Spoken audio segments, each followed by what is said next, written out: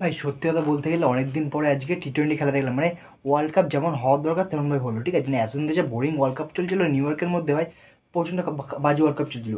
এতদিন পরে West Indies ইন্ডিয়ার প্রথম ম্যাচ চললো আজ, মানে ওর প্রথম ম্যাচ হলো আফগানিস্তানের সাথে। আর আফগানিস্তানকে গোয়া হারালো।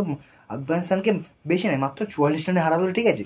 আর মানে প্রথমবার আজই, মানে এই মানে 24-এর ওয়ার্ল্ড কাপে প্রথমবার ইন্ডিয়া 181 রান করলো, ঠিক আছে? এতদিন ধরে 130 পার করতে পারছিল না, বাস্তব কথা।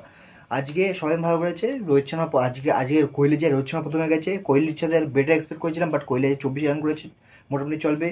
পান্থ ভালো করেছে, পান্থ 20 রান করেছিল। সূর্য হচ্ছে ভালো করে, সূর্য করেছে 53। হার্দিক পান্ডিয়া 32।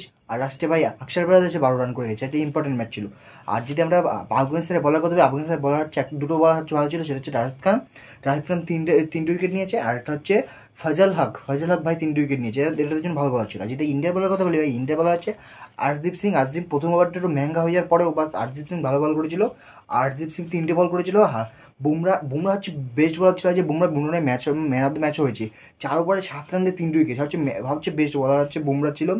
কুলদীপ যাদব দুটো, অক্ষর প্যাটেল একটা, আর জাদেজা একটা উইকেট নিয়েছে এই ওয়ার্ল্ড কাপে। আর ইন্ডিয়া 181 করেছিল, 44 রানে জিতেছে। আর 134 রান করেছিল আফগানিস্তান।